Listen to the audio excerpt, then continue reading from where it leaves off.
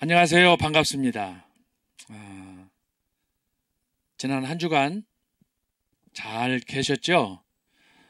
오늘 이렇게 한 주간이 지났는데 주말에 엄청난 사건들 또 사고가 있어서 아마 여러분들도 마음이 무거운 줄 압니다. 저는 토요일 밤에 그런 일이 있었는지를 몰랐다가 주일 새벽 2시경에 잠에서 일어났는데 그때만 해도 한 두서너 명밖에 사망자가 없었는데 아침에 일어나서 보니까 사망자가 그렇게 많이 늘어났더라고요. 그러면서 뉴스를 접하면서 제가 인생이란 뭔가 하는 걸 제가 생각하다가 사노라면이라는 시를 또 한 수 제가 정리를 해 보았습니다. 참 읽으시면서 정말 우리의 삶이 무엇인지 다시 한번 음미하고 가신 분들은 가셨지만 또 남은 우리들이 해야 될 사명이 있기 때문에 좀 묵상하는 그런 시간이 되었으면 좋겠습니다. 사노라면 여러분 자판을 여기 보시면 좋겠습니다. 사노라면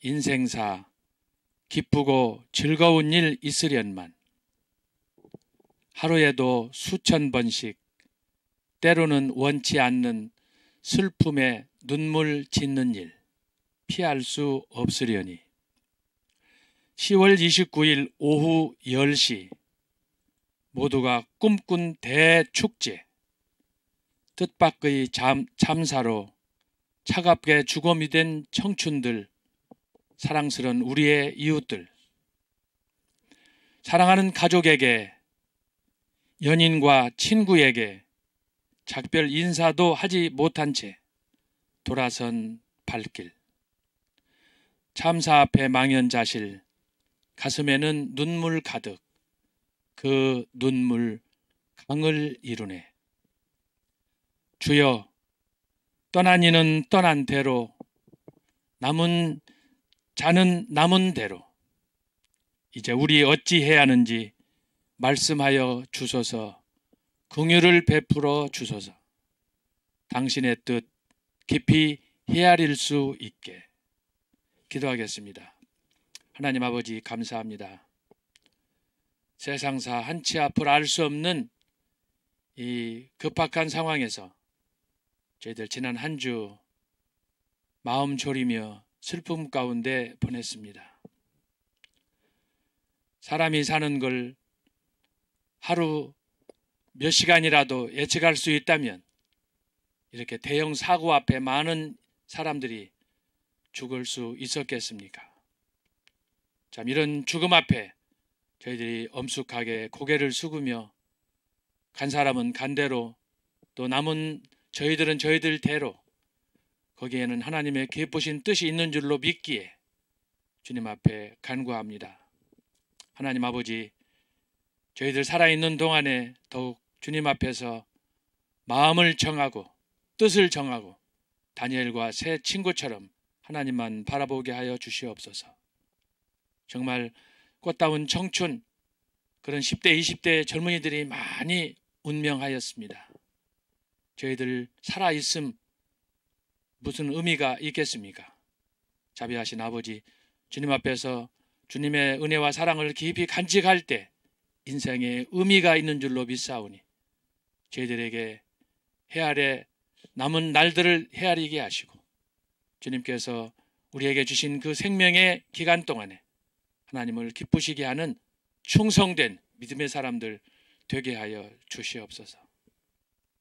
걸어가신 아버지 저희들이 어떠한 상황과 도전에서도 세속주의에 맞서 또 자유주의 신학에 맞서 불신 신앙에 맞서 오직 하나님만 바라보는 믿음으로 나갈 수 있도록 청교도적 신앙 위에 굳게 설 수 있도록 역사하여 주시옵소서. 계속해서 초대교회에 나타난 하나님의 역사를 저희들이 살펴보고자 합니다. 2000년 전의 역사 또 광범위한 역사 그 역사 속에 담겨진 수많은 사건들을 저희들이 돌아가서 살펴볼 때 저희들에게 지혜와 총명을 주셔서 잘 기억하게 하시고 믿음이 없는 사람에게 믿음을 주시고, 또 확신이 없는 사람에게 확신을 주시고, 열심이 부족한 사람에게 열심을 주셔서 마지막 때 주님을 위해서 기쁘게 헌신하는 주의 종들 되게 하여 주옵소서. 여전히 비대면으로 강의를 합니다. 얼굴과 얼굴을 맞대지 못하는 이런 아쉬움도 많지만 주님이여, 저희들이 각자 어디에 있든지 강의를 통해서, 특별히 성령을 통해서 함께 만나게 하시고 교통하게 하시고, 강의를 통하여 하나님의 소명을 새롭게 발견하는 저희들 되게 하여 주옵소서. 이 시간에도 심히 연약한 종을 세우셨습니다. 정말 감사하오며 하나님 앞에 더욱 잘 준비하여 성실하게 강의할 수 있도록 하게 하시고, 무엇보다도 듣는 사람들, 우리 학우들이 이 말씀을 통해서 새로운 책임감을 느끼고 오늘 이 시대에 정말 하나님의 필요로 한 귀한 사명을 감당할 수 있게 해 주옵소서. 처음 시간 마치는 시간까지 성부와 성자와 성령 하나님 함께 하시고, 우리 강의를 통해서 큰 꿈과 또 비전을 키우는 귀한 시간이 되게 하여 주옵소서. 모든 것 주님께 맡겨오며 예수님의 이름으로 기도하옵나이다. 아멘.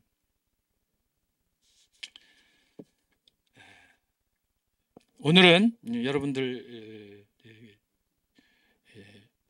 보시는 대로 로마 제국과 기독교에 대해서 말씀을 나누려고 합니다. 로마 제국과 기독교입니다. 강의안을 여러분들이 잘 참고해 주시면 좋겠습니다. 세계 역사 속에는 수많은 나라와 제국이 존재하였습니다. 그 중에 대표적인 제국이 우리가 잘 아는 대로 애굽과 바벨론, 아시리아와 페르시아, 헬라와 로마입니다. 자, 이 제국들에 대해서는 전광호 목사님께서 다니엘서 2장 느부갓네살 왕이 꾼 꿈, 그 신상에 관한 꿈, 그 꿈을 해설하시면서 자세하게 다양한 각도에서 이것을 해석해 주셨습니다. 자, 이렇게 해서 성경의 역사는, 다니엘서는 아담 이후로 역사를 추적하면 몇천 년 후지만 참 놀라운 것은 뭐냐 그러면 다니엘이 본 그 환상 속에 그 모든 역사가 압축되었다라고 하는 것입니다. 그런 면에서 다니엘이 본 이 환상은 이 전 역사뿐만 아니라 이후의 전개들, 이 인류 역사가 거기에 잘 포함이 되어 있고, 이제 다니엘이 본 그 환상의 마지막 방점이 뭐냐 하면은 하늘로부터 갑자기 떠서 이 신상을 때려 부셨던 그 돌, 예수 그리스도와 그의 마지막 이루어질 새 예루살렘이 종착지라는 것을 여러분이 기억하시면 좋겠습니다. 자, 그런 면에서 우리가 오늘 강의를 구체적으로 다 여기 언급한 대로 애굽이라든지 또 바벨론, 아시리아, 페르시아, 이건 살펴볼 수가 없지만 우리가 초대교회사에 국한해 가지고 초대교회사 예수님이 사역했던 그런 향후 500년의 역사가 바로 이 로마 제국. 로마 제국 하면 제가 지난 시간에도 말씀했지만 제국 중에 제국, 마지막 제국, 바로 그것이기 때문에 오늘 우리는 이 로마 제국과 관련한 또 기독교의 상관성, 이 문제를 다뤄보려고 합니다. 그래서 여기 있는 대로 구약 계시의 완성인 예수 그리스도의 구원의 성취는 결국은 로마 제국의 통치기에 나타났다라고 하는 것을 제가 말씀을 드립니다. 저는 이 강의를 준비하면서 과연 이 역사의 중심은 무엇이냐라고 하는 것을 많이 고민했습니다. 그런데 이것은 성경이 강조하는 바이고, 또한 초대교회에 제가 지난 시간에도 말씀했지만 초대교회를 500년 단위로 나누어서 제가 여러분에게 설명을 했는데, 그 500년으로 나누었던 두 번째 그 원리가 뭐냐 그러면 초대교회 신학을 정리해 준 초대교회 교부 성 어거스틴이 자리합니다. 기억나시는지 모르겠습니다. 자, 초대교회를 제가 500년으로 정리를 했어요. 통상적으로는 대부분 여러분이 교재나 일반 책을 보시면 590년으로 나와 있어요. 590년은 뭐예요? 그레고리 1세가 초대 교황으로, 초대 교황. 그래서 교황제를 만들었는데 이때로부터 대부분 역사를 시작하는데 저는 이것을 500년으로 묶어가지고 기독교 역사 2000년을 이렇게 네 덩어리로 설명을 했다라고 하는 것이 제가 지난번까지 했던 그 말씀인데, 이 500년을 세울 때 이것이 뭐라고 그랬어요? 이것은 종교적이다 그랬어요. 3번. 그때 당시 설명은 3번이에요. 1번은 뭐였습니까? 1번은 정치적. 정치적으로 476년 로마 제국의 멸망. 두 번째는 바로 사상적. 430년 어거스틴, 성 어거스틴의 소위 사망. 자, 이렇게 해서 제가 이 590, 476년, 436년을 500년으로 통일해 가지고 초대교회를 500년으로 정리했다. 이렇게 말씀을 드렸습니다. 그런데 여기 이제 언급되는 초대교회 교부 어거스틴은 역사상 최초로 이 성경의 역사, 기독교의 역사가 어떻게 발전하느냐라고 하는 것을 소위 두 왕국론에 기초해 가지고 명쾌하게 이걸 풀었습니다. 그 두 왕국론이 뭐냐? 여기에 지금 써 있어요. 자, 아벨과 가인이다 이렇게 말했어요. 어거스틴이 성경을 봤을 때 성경의 역사는 두 왕국인데 아벨을 중심으로 다른 하나는 가인의 중심으로, 이 아벨과 가인은 창세기 4장에 나타나는 내용인데 형제예요. 아담과 하와의 그 태를 통해서 태어난 두 아들인데, 아벨은 가인과 더불어 어느 날 하나님께서 원하시는 대로 제사를 드리다가 하나님께서 아벨의 제사는 받으셨지만 가인의 제사는 받지 않으므로 가인이 화가 나서 동생 아벨을 돌로 쳐서 죽인 사건이 기록되어 있습니다. 자, 여기서 중요한 것이 뭐냐 그러면 두 왕국론인데, 하나님께서 민진다들을 대표해서 아벨을 세우시고 또 세상적인 그런 그 문화나 전통을 대표해 가지고는 가인을 세우셨는데, 아벨이 힘을 못 쓰고 죽는 거예요. 아무것도 못하고 그저 형이 돌로 쳤을 때 맞아서 죽고, 그래서 그의 이름이 허무하다라는 그런 뜻이 있는데, 진짜 아벨은 허무하게 인생을 마쳤어요. 그의 이제 그 소위 씨로서 하나님께서 셋을 줬어요. 셋을. 그래서 결국은 아벨과 이 셋의 계통을 통해서 믿는 자들의 신앙의 역사, 언약의 역사가 시작이 되는데, 자, 유견상 봤을 때는 뭐냐? 두 왕국론에서 하나님의 선민, 혹은 여기는 그 저희 비선민, 여기는 이제 신앙, 불신앙. 자, 이렇게 계속이 되는데, 아벨처럼 하나님께서 선택한 그 백성들인 선민 백성들은 너무나 힘이 없고 약하고 때리면 맞고 그런 소수 공동체. 가인의 후손들은 이제 창세기 4장 이후에 5장, 6장 쭉 보게 되면은 소위 두발가인이라는 사람도 나타나는데, 이 사람들은 권력도 갖고 칼도 갖고 모든 것을 다 가진 사람이에요. 그게 비선민인데 불신앙. 그래서 신앙과 불신앙, 이것이 이제 언약, 결국은 언약과 비언약, 이렇게 해서 계속이 발전이 되는데, 마지막에는 어떻게 되느냐? 마지막에는 이게 새 예루살렘,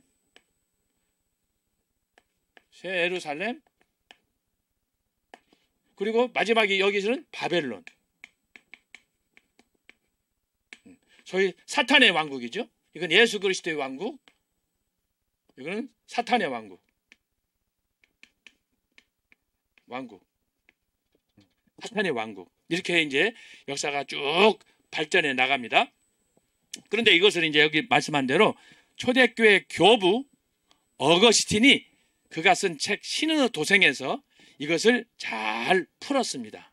이 책은 여러분이 갖고 계시는 두꺼운 성경책만한 사이즈로 된 그런 아주 방대한 저서인데, 이 책의 신의 도성, 영어로는 The City of God이라는 책에서 바로 이 제가 지금 얘기한 가인과 아벨, 선민 이스라엘과 이방 세계, 그루터기와 이 세상, 최후의 새 예루살렘과 바벨론 간의 대립, 하나님과 사탄 간의 전쟁을 서술하였습니다. 그래서 여러분, 이 세상의 역사는 전쟁사예요. 어떤 전쟁입니까? 영적 전쟁이에요. 이렇듯 로마는 고대 여러 국가를 하나로 그 앞에 로마는 역사상 가장 강력한 제국, 모든 길은 로마는 하루아침에 이루어지지 않은 것처럼 그런 세계였는데, 결국은 이 로마는 어떻게 됐느냐, 제가 지난 시간에 설명했듯이 392년, 395년 이 연대를 여러분이 잘 아셔야 된다고 그랬어요. 395년에는 소위 데오도시우스 황제가 이 392년에 기독교를 국교화했어요. 국교화. 그리고 395년에는 이 서로마 제국이 동서로 분리됐어요. 동서로 분리된 이 나라가 지금까지 계속되는 거예요. 역사적으로는. 그래서 392년에 국교화가 되니까 예수님으로 따져보면 지난번에 말씀했듯이 약 400년 만에 로마의 이방 국가 제국이 기독교 국가가 되는 대기적이 일어나게 됐다라는 것을 말씀드리는 거예요. 그래서 여기서 바로 그것을 얘기하는 거예요. 그래서 로마가 예수님 당시만 해도 아우구스토스 황제로부터, 네로 황제로부터, 도미티아누스 황제로부터, 그 다음에 이제 그 이후에도 아우렐리우스 황제, 데키우스 황제, 수많은 이제 황제들이 등장을 하는데, 그 끝이 뭐냐? 결국은 그 로마가 가졌던 칼과 창의 모든 정치, 경제의 권력이 결국은 기독교에서 이야기하는 사랑과 복음, 여기에 굴복하게 됐다. 그런 면에서 이 두 왕국론, 가인과 아벨의 역사에서 발견하는 선민과 비선민, 신앙과 불신앙, 이 흐름에서 보는 것하고 똑같은 결과가 초대교회에 나타났다. 이것을 제가 말씀을 드리는 거예요. 그런 면에서 이 역사는 우연이 아니에요.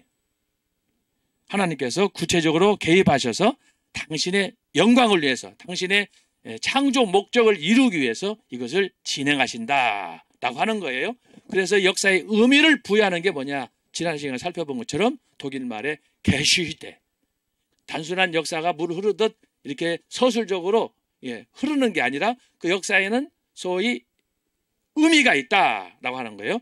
크로노스도 중요해요. 역사 흐름이. 그러나 그 역사 속에 카이로스라는 게 있는 거예요. 그것을 오늘 제가 여러분에게 말씀을 드리는 거예요. 그래서 그걸 찾는 사람이, 그걸 잘 찾아서 포인트를 맞춰서 거기에 헌신하는 사람이 저와 여러분이 돼야 되는 거예요. 그냥 맹목적으로 사는 것이 아니고.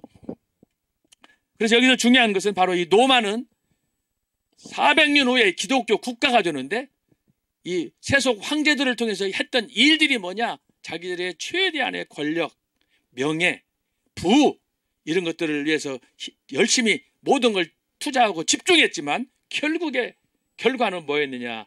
기독교의 정복당했다라고 하는 거예요. 국교화 됐다는 392년. 그런 면에서 데오도시우스 황제는 대단한 역할을 한 거예요. 물론 이 사람이 혼자 한 게 아니에요. 그 전부터 전초 조짐이 많이 보였어요. 나중에 우리가 살펴볼 텐데, 대표적인 사례가 313년 콘스탄티누스 황제. 원래 이 사람도 이교도예요. 하나님 믿지 않는 사람이야. 근데 이 사람이 하나의 사건, 자기의 정적 있던 정적과 전쟁을 통해서 아주 생사간에 사느냐 죽느냐는 그런 결정적인 순간에 모든 것이 열쇠였어. 그런데 특별히 하나님의 은혜로 그가 기적을 체험해서 전쟁에서 역전을 하게 된 거예요. 그러면서 그가 했던 것이 뭐냐? 313년에 기독교는 불법이다라고 했는데 그 기독교를 법적으로 인정해서 공인해 주므로 이제는 합법적인 종교가 되게 만들었다고 하는 거예요. 그래서 313년 기독교 공인 이후에 지난번에 얘기했죠. 4번에 걸친 기독교 최초의 공의회가 열렸다. 여러분이 이걸 기억해 준다고 그랬잖아요. 자, 그런 걸 여기서 지금 설명하는 거예요. 그래서 이 세상에 아무리 힘센 권력, 아까 서론에서 말씀했지만 예굽이나 바벨론이나 아시리아나 페르시아나 헬라, 로마, 이 모든 제국은 곧 누구를 위해서 존재했느냐? 기독교를 위해서. 바로 이 첫 번째 사례가 초대교회의 로마 제국과 기독교라고 하는 거예요. 그래서 오늘 제가 제목을 로마 제국과 기독교라고 했고, 본래 이 로마 제국과 기독교는 너무너무 방대하기 때문에 제가 본래 이 교재에서는 2파트로 나누었어요. 너무 방대하기 때문에. 그래서 이것을 오늘은 한 그 주제로 압축해가지고 제가 여러분에게 말씀을 드리는 겁니다. 중요한 것만 뺐어요. 여러분이 잘 이거 강의 한번 따라오시면 좋겠습니다. 자, 두 번째로 자, 이렇게 로마가 강성했지만 로마는 결국은 야만족, 그 야만족의 침입을 받고 마침내 패망하게 되었다. 그게 바로 467년이다 라고 하는데, 이 로마에 관해서 여러분이 이제 제가 많이 있지만 2가지만 말씀드리겠습니다. 언제부터 어떻게 로마가 망했느냐? 모든 길은 로마로 통한다고 그랬는데 어떻게 해서 로마가 망하느냐?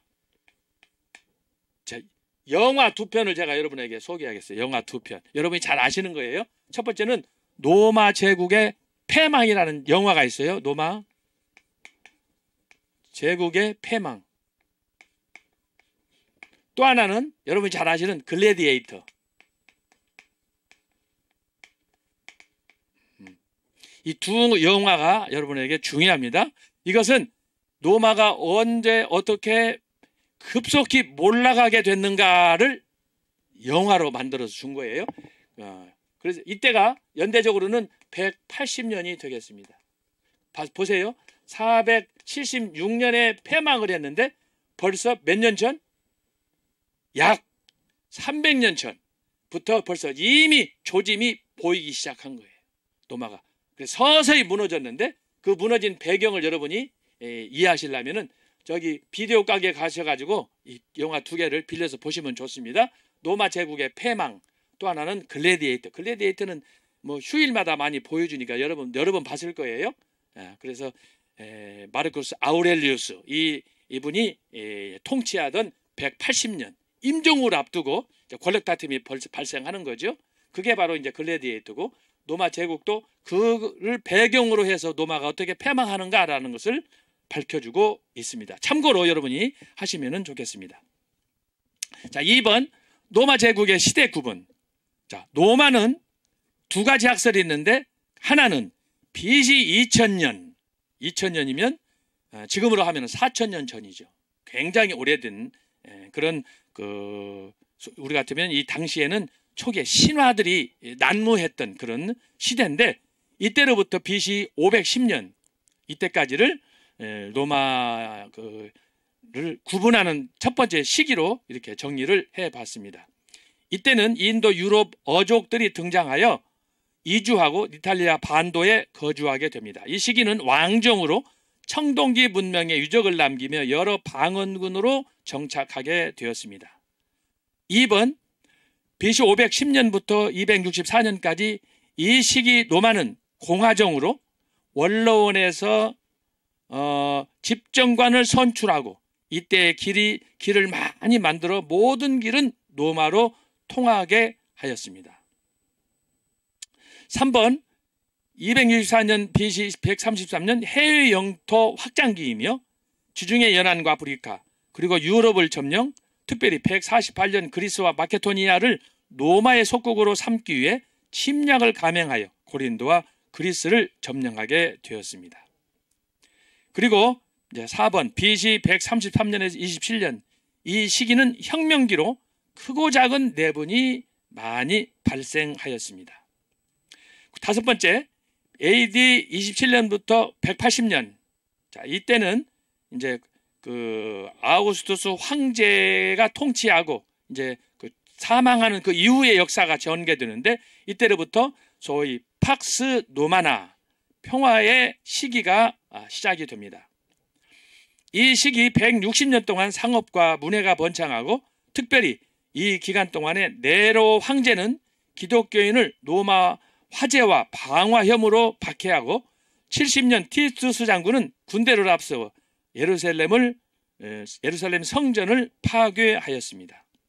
이로써 유대인들은 디아스포라, 즉 전 세계에 흩어진 유랑자가 되었습니다. 너무 덥거든요.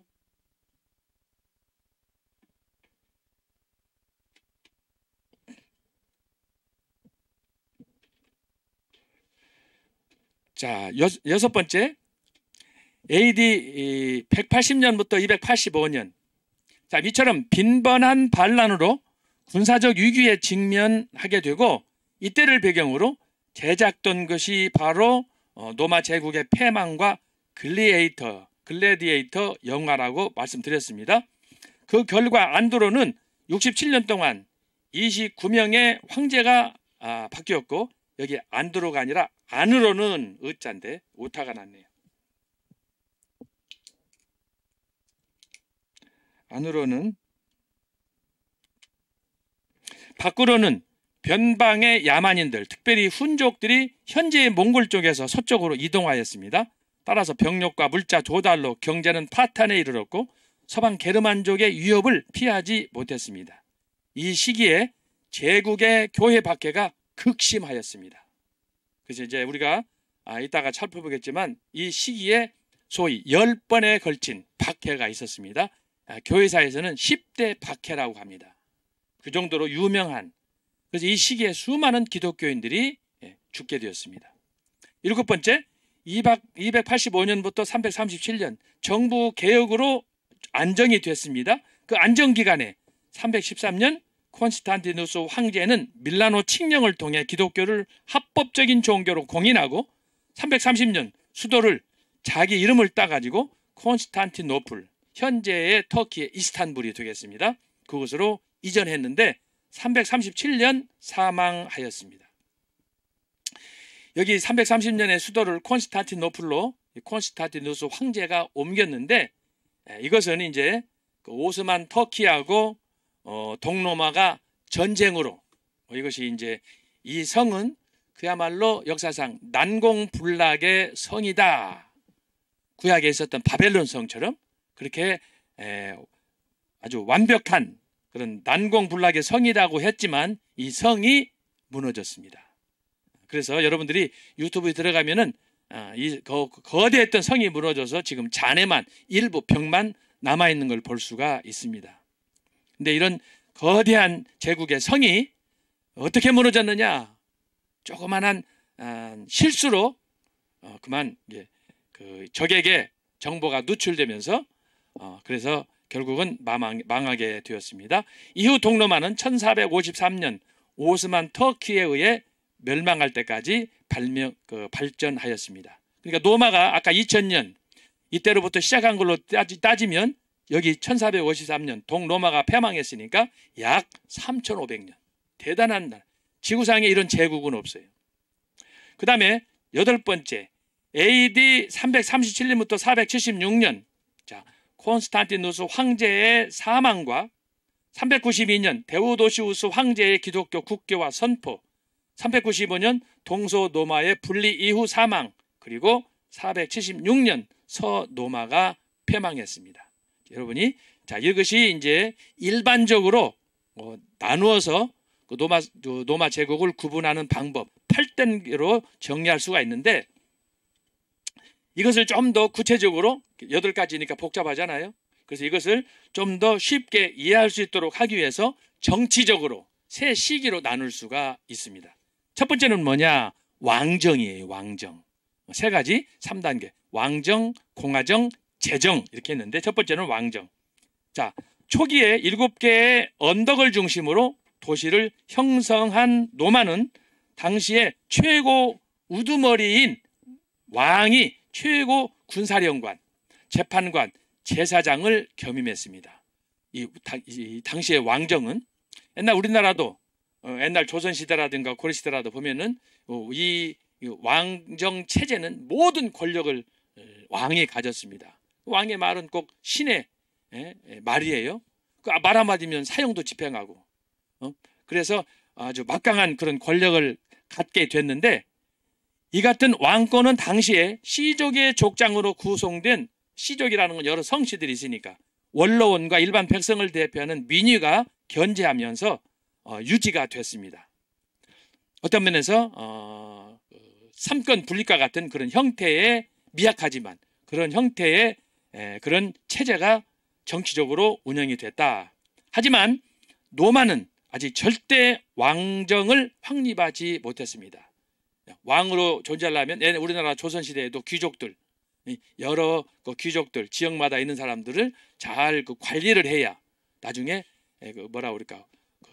후계자를 세우는 것도 그렇고, 본인 자신이 왕직을 유지하는 것도 그렇고, 그래서 굉장히 좀 정치적인 수완이 필요한 그런 때라고 할 수가 있겠습니다.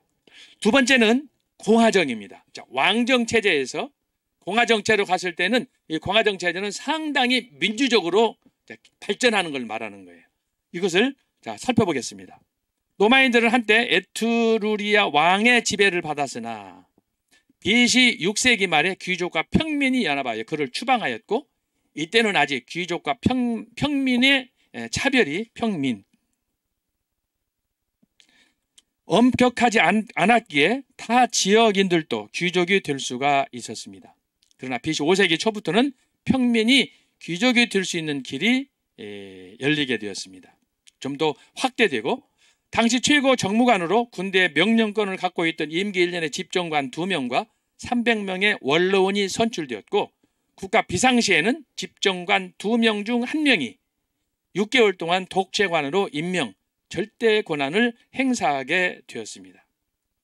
이 시기에 공화정 말기, 공화정의 정권을 어떻게 잡느냐, 거기에 따라서 이제 로마의 한 제국의 운명이 바뀌어지게 되는데, 이때 있었던 그 갈등 중에 대표적인 사례가 바로 여러분이 잘 아시는 카이사르하고 폼페이우스, 조금 이따가 설명하겠지만 이 공화정 말기에, 그래서 마침내 원로원과 카이사르, 그 유명했던 성경에 나오는 카이사, 이 사람하고 그 심각한 정치 갈등 때문에 결국은 카이사르는 자기 자만심에 빠져서 로마 원로회의에 참석을 만류했음에도 불구하고 그 전날 밤 그 부인이 꿈을 꿨는데, 당신 거기 가면 안 된다, 오늘 일진이 불길하다, 내가 꿈을 꿨더니 안 좋다.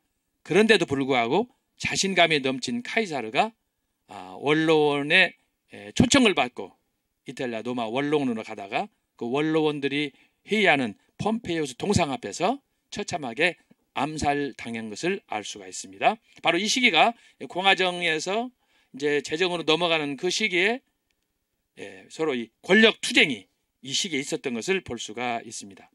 그 다음은 여러분 참고하시고, 세 번째로 제정. 공화정의 정책을 수용하고 절충하여 안정적으로 발전하였습니다. 이건 초기에 그랬습니다. 그래서 정치적인 안정을 위해서 우리가 잘 아는 대로 1차 3두 정치, 두 번째는 2차 3두 정치. 요즘에도 이런 현상이 나타납니다.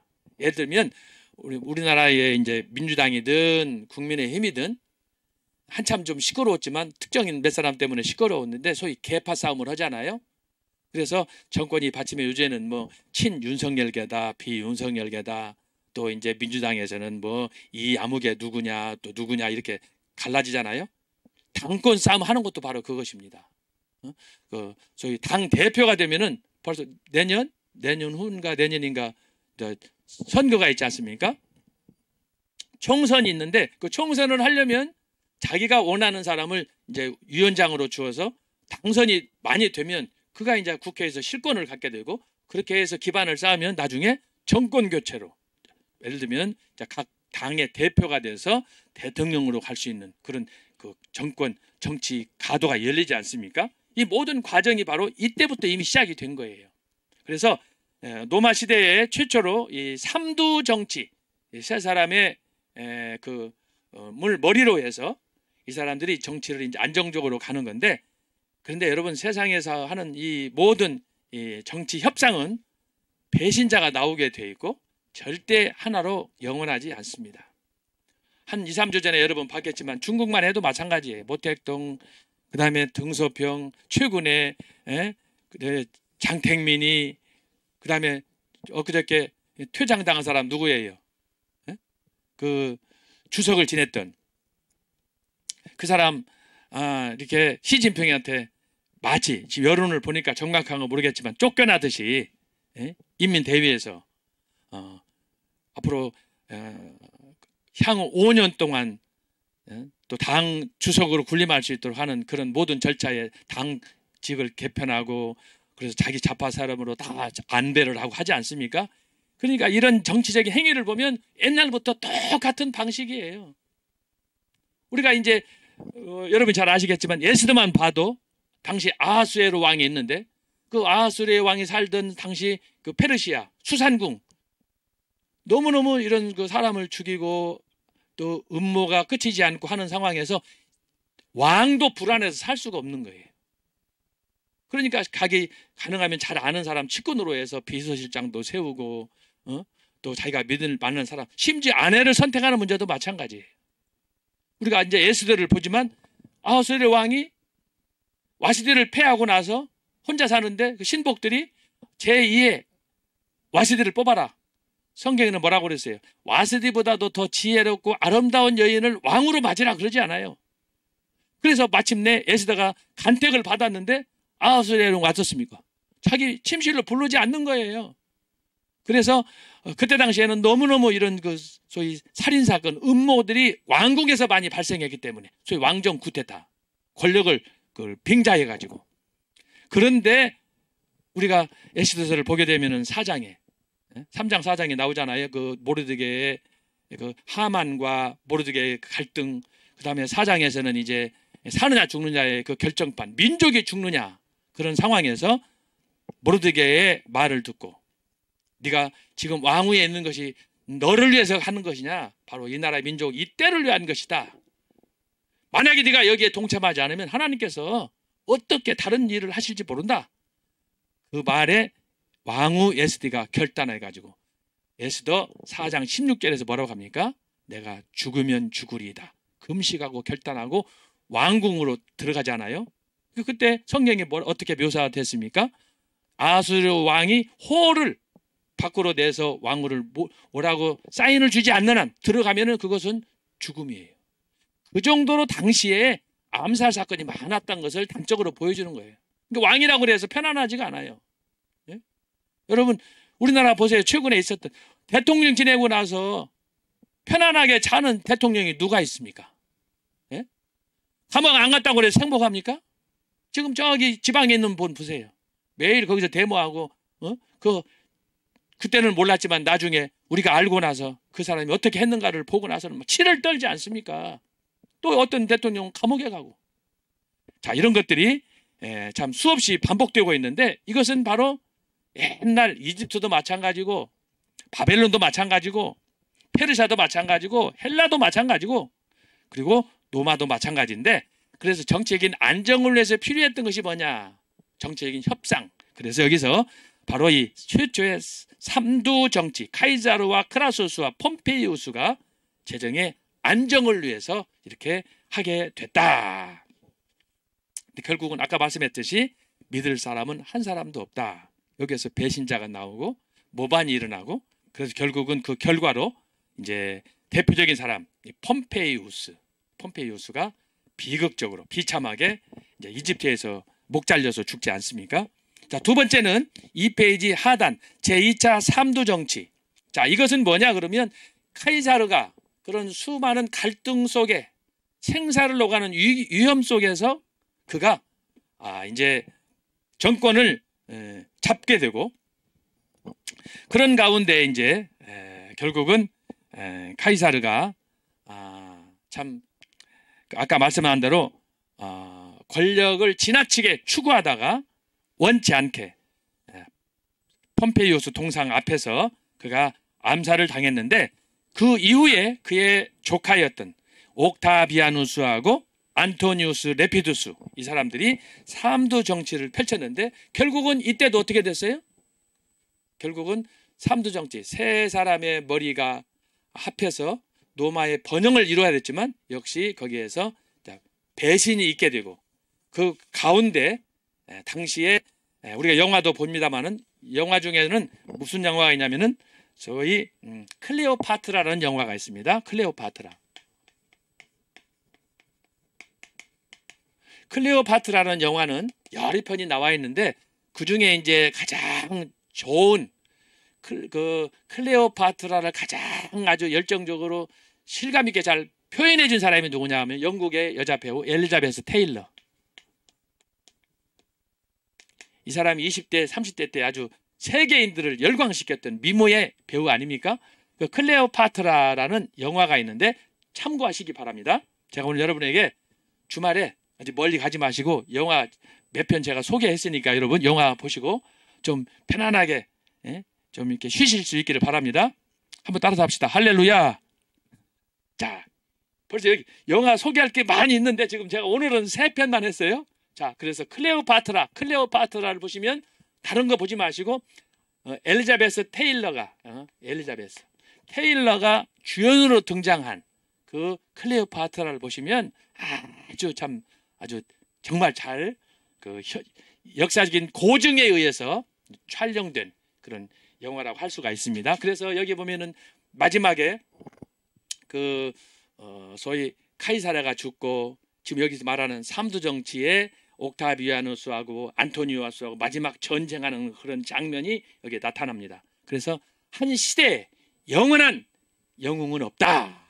여러분, 아무리 카이사르, 아무리 안토니우스, 옥타비아누스, 여러분 당대로 말하면 여러분 왕정, 공화정, 제정인데 제정은 뭐냐? 전 세계를 다스리는 유일한 왕이에요. 대단한 거 아니에요? 그 권력이?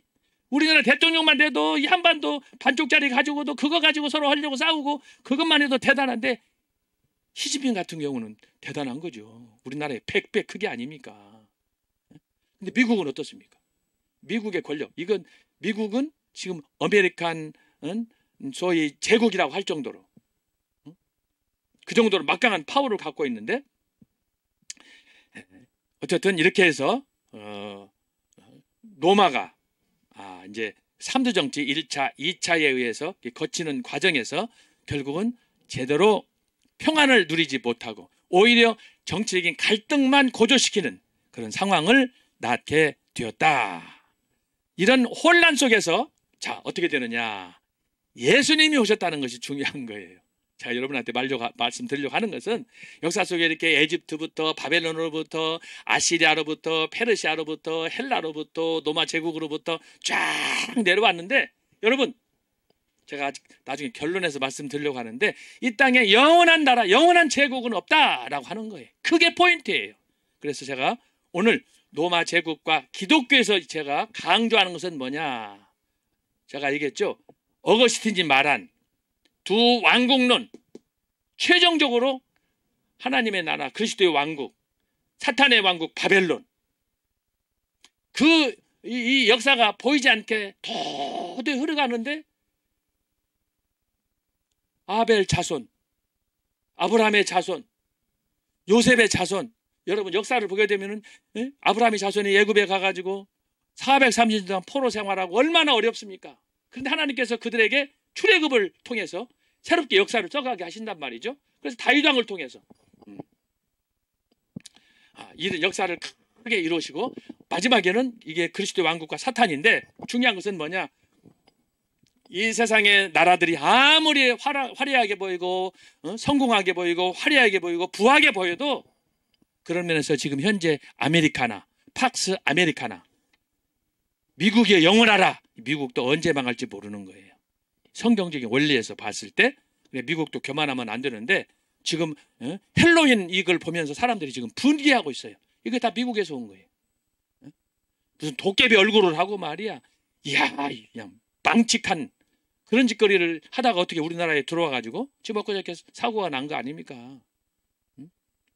정말 비통한 일들이 지금 우리 앞에서 지금 일어난 사건인데 어쨌든 여기서 중요한 것은 삼두 정치가 됐든 1차가 되고 2차가 됐든 아니 3차가 되든 여러분 인생은 믿을 수 없는 거예요. 누구하고 여러분 믿을 수가 있어요. 예수님께서도 말씀했잖아요. 절대 사람을 의지하지 말라. 오직 하나님만 바라보라. 이렇게 말씀을 하고 있는 것입니다. 그래서 어쨌든 1차, 2차, 3두 정치를 거치는 과정에서 결국은 최후의 승자는 누가 되느냐? 아우구스투스. 마태복음 2장에 있는 거의 최초로 그 유대인들에게 호적을 할 수 있는 법적 조치를 내렸던 그 당시의 왕입니다. 이 사람은 소위 아우구스투스라고 하는 그런 그 황제였습니다. 이 시기에 예수님이 태어나서 예수님이 사역하는 동안에 대부분의 모든 일들이 다 신약 성경의 배경으로 삼고 있습니다. 그러니까 여러분이 성경을 읽으려면 이 헬라 제국, 로마, 헬라의 알렉산더도 알아야 되지만 실질적으로는 로마 제국의 아우구스투스, 가이사르, 안토니우스 그런 면에서 성경하고는 직접적인 관련 없지만 클레오파트라. 왜냐하면 그때의 사회적인, 정치적인, 경제적인 배경을 깔고 성경이 기록되었기 때문에 대단한 거예요. 그런 면에서 여러분이 열심히 이걸 공부를 해야 돼. 이거 성경만 읽기도 바쁜데 언제 어떻게 영화도 또 봐야지. 예? 거기다가 이 정치적인 사상적인 거 종교적인 거 이거 책을 봐야지. 여러분 책이 도서관에 가보세요. 한두 권이 아니에요. 그걸 하나하나 읽으면서 제 강의도 여러분이 들어야 되지만 여러분이 자신이 이걸 듣고 보완적으로 별도의 책을 읽어서 여러분 마음속에 여러분의 사고대로 하나의 이론을 정리를 하셔야 돼. 그래야 힘있게 되는 거예요. 그래서 어쨌든 삼두 정치가 두 번에 걸쳐서 일어났는데 최후의 승자는 소위 아우구스투스. 여러분 아우구스투스하고 안토니누스하고 이 전쟁하는 걸 보면 이 사람은 원래 서로 동서간이야. 그런데도 정치 권력을 놓고는 원수가 되는 거예요. 그렇게 해서 결국은 숙적, 우리말에 숙적이라는 게 있잖아요. 앙숙이라는 말이 있잖아요. 그래서 결국은 이렇게 안토니우스, 여러분 영화 보면 안토니우스는 얼마나 성경에 압살롬처럼 성경에서 기록된 대로 가장 남성 중에 남성 가장 아름다운 완벽한 사람이 누구냐? 압살롬이에요. 사울왕의 아들 압살롬. 근데 얼마나 비참하게 죽었습니까? 그런데 제가 참고로 말씀드리는 것은 그렇게 압살롬처럼 멋지게 잘생긴 사람이 안토니우스인데 안토니우스가 바로 이 클레오파트라와의 연정에 사랑에 빠져가지고 결국은 전쟁에 실패해서 클레오파트라도 죽고 안토니우스도 죽고 비극적으로 생을 바치게 되는 것입니다. 그래서 여러분이 이제 초대교사를 보게 되면 그래도 비교적 우리에게는 친숙한 거예요. 로마 제국의 패망사 글래디에이터, 그 다음에 클레오파트라. 이것과 동시에 여러분에게 한두 편 더 소개하면 예를 들면 베너 같은 경우가 다 이때를 배경으로 하는 거예요. 예수님이 태어나서 지금 초기 그 복음이 전파되는 그런 상황. 거기다가 또 뭐가 있어요? 쿠어바더스 도미니. 주에 어디로 가시나니까 다 이게 예수님 당시에 있던 영화들이에요. 그 외에도 많이 있어요.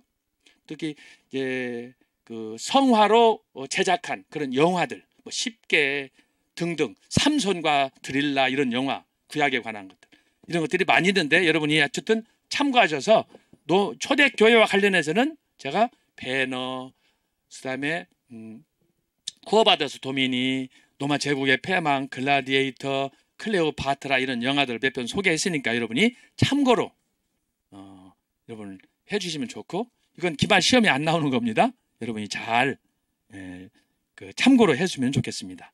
자, 이거하고 관련해서 자 그러면 정치적으로 로마가 이렇게 일반적으로 8단계 그리고 조금 더 정치적으로는 3단계 왕정, 공화정, 제정으로 바뀐다고 그랬는데 이 로마에는 적어도 세 가지의 종교가 있었습니다. 자, 첫 번째로는 자연 종교가 있었습니다. 여기서 한마디로 자연 종교란 뭐냐 그러면 이 세상에 존재하는 그 모든 것은 다 신이다라고 하는 거예요. 그러니까 하늘의 해와 달과 별은 물론이고 여기 저 주위에 있는 모든 것들 여기 쓰는 것처럼 강산, 호수, 나무, 짐승 뭐 별것. 여러분 일본에 가면은 모기신도 있다고 그러잖아요. 일본은 신들의 나라 아니에요? 뭐 신들이 800만 개라든가. 근데 그 중에 하나가 뭐냐? 모세신. 재밌는 건 뭐냐? 지옥신도 있다는 거예요. 어쨌든 이것이 일종의 자연 종교에 포함되는 그런 다양성을 여기서 보여주는 것이고, 여기에는 그 소위 자연 종교이기 때문에 그 모든 것이 다 신으로 절대자로 이렇게 포함이 돼서, 대부분 우리나라 같은 경우에는 옛날에 그 무속 신앙들, 산에 가서 촛불 켜놓고 과일 깎아놓고 염불하는, 이건 불교하고는 조금 다른 거예요. 이 무속적인 신앙들이 이때도 굉장히 편만하게 존재했다라고 하는 겁니다. 이런 걸 보면 사람들이 결국은 마음이 정신적으로 공허한 거예요. 그러다 보니까 그런 걸 찾아서 사람들이 이렇게 산으로 가고 들로 가고 또 바다로 가고 또 거기 바다에다가 물고기 방생하고, 이런 것들이 다, 대부분의 이런 것들은 다 일반 종교, 자연 종교에서 나오는 거예요. 두 번째는 뭐가 있느냐? 두 번째는 신비적인 종교예요.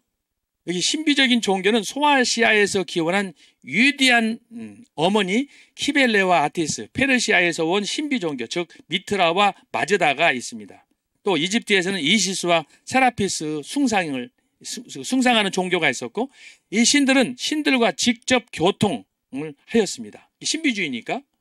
여러분, 이런 신비주의가 기독교 안에도 들어와 있어요. 우리 교회 안에도 있어요. 대부분 보면은 이런 신비주의에 빠진 사람들이 대부분 다 9.9%가 이단으로 빠지는 거예요. 이단으로 빠지는 거예요. 그래서 여러분이 굉장히 조심해야 돼. 우리 기독교는 체험의 종교인데, 이 체험을 너무나 주관적으로 강조하다 보면 너무 거기에 심취해서 빠지고, 예를 들어서 은사를 강조한다, 어떤 체험을 강조한다 하다 보면 마치 물 위에 떠가는 부평철처럼 나 혼자 어디로 가는지를 모르고 방향 감각을 잃어버리는 거예요. 그래서 필요한 게 뭐냐? 항상 성경으로 돌아가라라고 하는 거예요. 만약에 여러분이 어떤 꿈을 꾸거나 기도를 해서 어떤 영적인 체험을 했거나 응답을 받았거나 하게 되면 거기에 흥분해가지고 도취돼가지고 날뛰면 안 돼요. 여러분, 솔직하게 우리끼리 하는 얘기지만 여러분이 꿈꾸다가 로또 사가지고 로또 당첨된 거 있습니까? 예를 들면 얘기하는 거예요. 근데 우리는 뭐 하나만 보면은 거기에 빠져가지고 흥분하고 소문내고 지 마음대로 막 이렇게 저렇게 이연령 비연령 해석을 하는 거예요. 그건 아주 위험한 거예요. 그래서 우리의 절대적인 기준은 내가 아니에요. 내가 아니에요. 내 체험이 아니야. 내가 본 환상이 아니에요. 그 이전에 하나님의 계시로 기록된 말씀이 있기 때문에 그 말씀을 통해서 거울처럼 비교해서 비춰보고 그걸 판단을 해야 되는 거예요. 만약에 저와 여러분이 꿈을 꾼 대로 했다면은 여러분들은 다 지금처럼 살지 않을 거예요. 다 천국 생활을 하고 나방궁에서 살 거예요. 그러나 그런 지금 우리의 결과를 보게 되면 결국 우리의 꿈과 희망이라는 것은 허상인 것이 너무나 많다. 오히려 그거보다는 사도 바울이나 예수님께서 늘 가르치신 것처럼 마음의 평안을 얻고 나에게 주어진 은사나 나에게 주어진 물질이나 이 자체에 대해서 늘 감사하며 살아가는 것이 중요한 거예요. 그래서 자족하라고 하는 거예요. 자족하라고 하는 거예요. 예? 자, 그래서 여기에서 이제 신비적 종교에서는 바로 이런 다양한 것들이 있고, 이 신비 종교를 하다 보니까 먹는 음식이라든지 식사라든지 이런 걸 통해서 금욕생활, 고행, 정화 이런 것들을 많이 따져요. 신비적인 종교니까. 특별히 여기서 하나만 제가 소개를 했는데, 페르시아에서 온 신비 종교 중에 미트라라는 종교가 있는데, 신비 종교예요. 죽어가는 소에서 향후 세계를 위한 생명의 씨가 나온다고 믿고 소의 피를 마시며 성찬식을 거행합니다. 지금 이제 대표적으로 인도 같은 데서 이런 의식들을 많이 하잖아요. 오직 남성만을 회원으로 군에 가는 젊은이가 이 피를 먹고 싸우면 결코 죽지 않는 태양이 된다고 가르칩니다. 여러분, 이대로 하면은 되겠습니까? 지금 소련하고 우즈베키스탄하고 전쟁 중인데 그 사람들이 그냥 무작정으로 전쟁터 나가겠어요? 다 자기 자신 안전할 거라고 생각하고 다 기도하고 자기들이 믿는 신에게 의탁하면서 다 전쟁터로 나가는 거 아니겠어요? 그러나 지금 죽은 사람 젊은이들이 몇 명인지 통계가 나오지 않아요. 러시아 군인들만 해도 벌써 지난 한 6월 달만 해도 뭐 15,000명, 2만 명이라고 그랬는데 지금 일부 지역에서는 러시아 군대가 지금 철수한다고 그러지 않습니까? 엊그저께도 제가 동영상을 봤는데 탱크를 몰고 가다가 탱크가 뒤집어지고 탱크에서 도망쳐 나오고 잡히면 죽는 거죠. 자, 그렇기 때문에 우리가 신앙생활에서 중요한 것은 저와 여러분의 체험도 중요하고 어떤 지식도 중요하고 우리에게 필요한 것들이 너무나 많지만 가장 중요한 것은 뭐냐? 하나님의 말씀을 기준으로 삼고 거울로 삼고 둯대로 삼고 이 말씀에 의해서 저와 우리의 삶을 반출을 해야지. 그러면 여러분 너무 어떤 목사나 어떤 장로나 어른 교수나 박사나 그런 말 절대 와이고 믿고 따라가면 안 되는 거예요. 항상 우리의 원칙은 성경 말씀이어야 돼요. 그래서 이제 초대교회 때는 이 소의 피를 먹고 마시고, 재밌는 건 뭐냐? 소의 피로 목욕을 하는 거예요.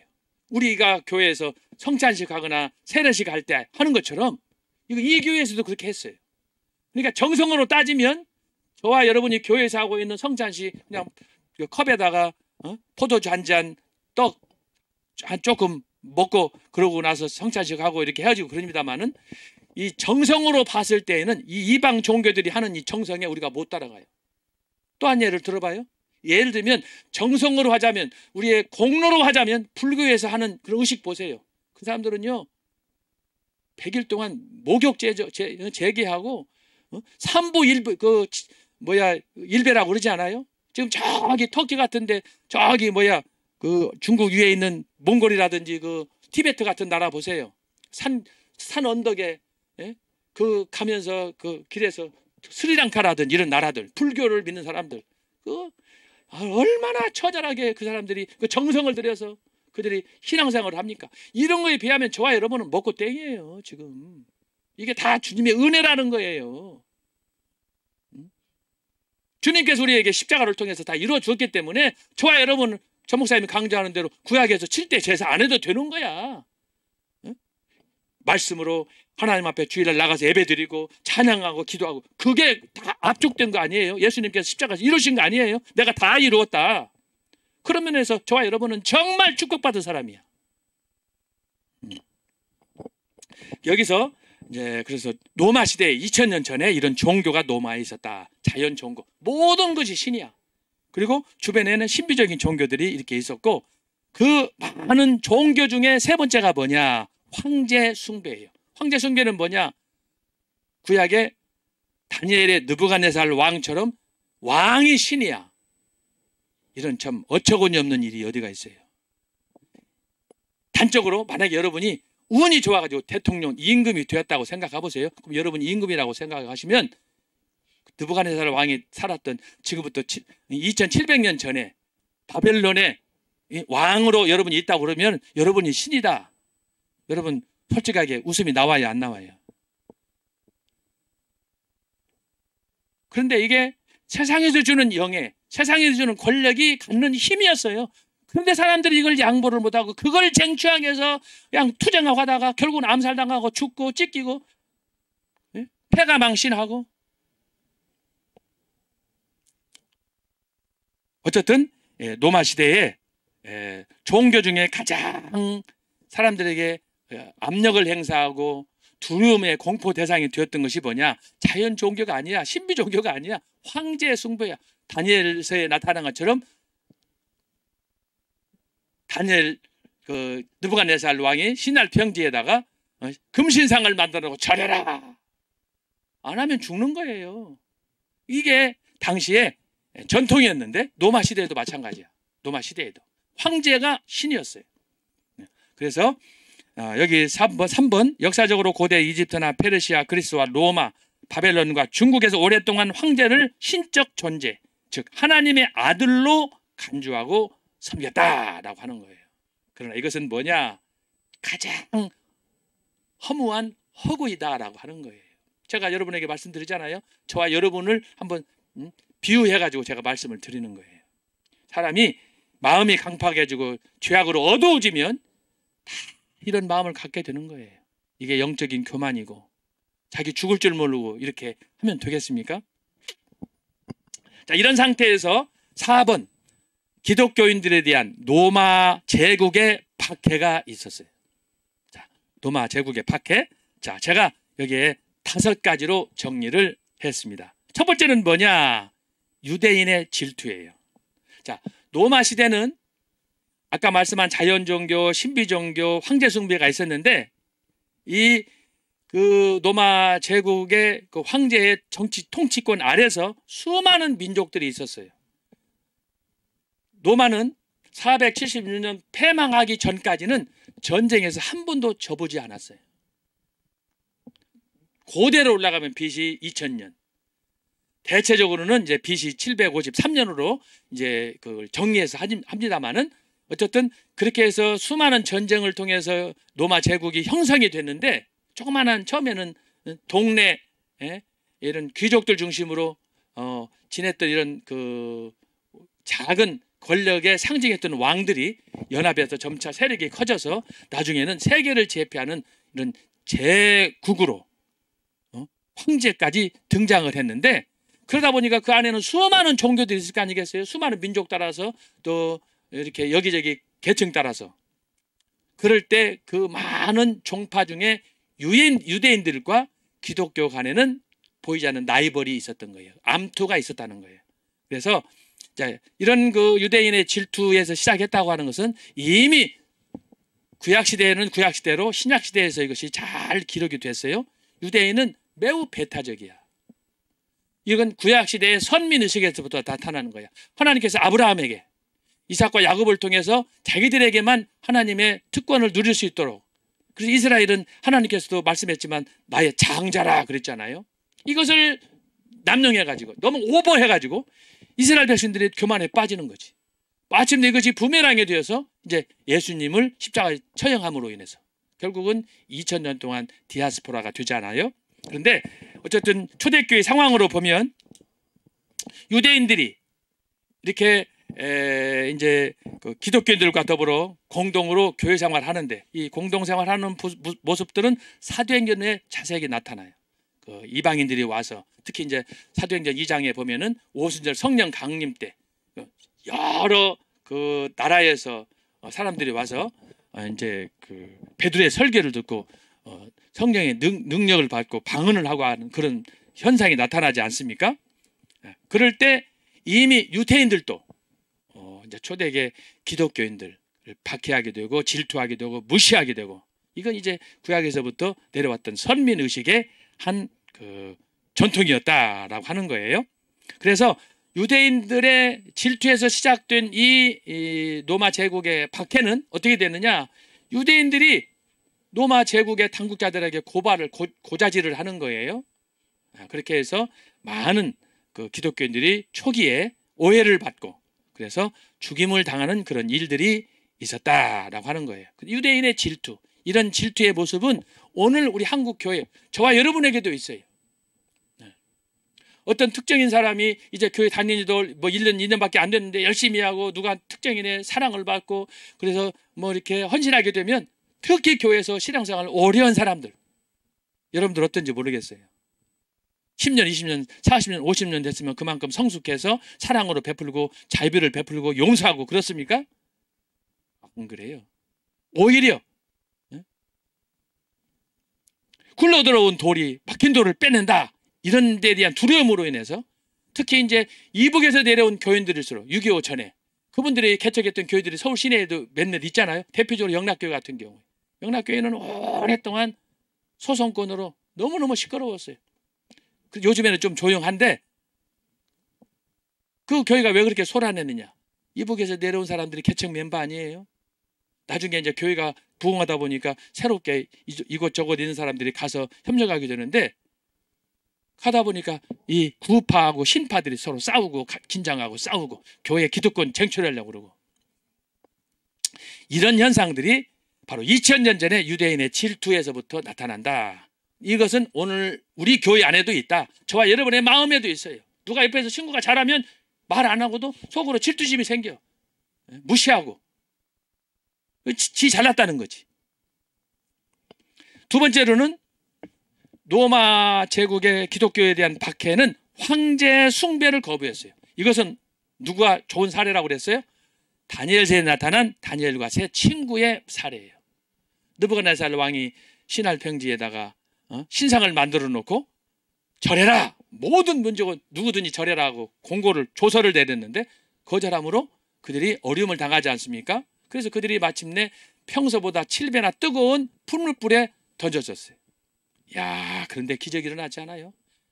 여러분, 풀물불은 보통 이게 자기를 이렇게 구우려면은 최소한 1200도 이상, 1500도, 2000도까지 가야 돼요. 그런데 여러분, 평소보다 물론 이제 성경에 7배라고 그래, 7배라고 그랬으니까 7배로 하면은 이게 수학적으로 따지면 한 8000도, 9000도가 되는 거예요. 문자대로 하면은. 그런데 제가 볼 때는 당시의 기술로 봤을 때, 지금부터 2000년, 2700년 전에 자기를 굽는 저희 가마, 풀무불의 이런 상황을 봤을 때, 요즘 같으면 용광로잖아요.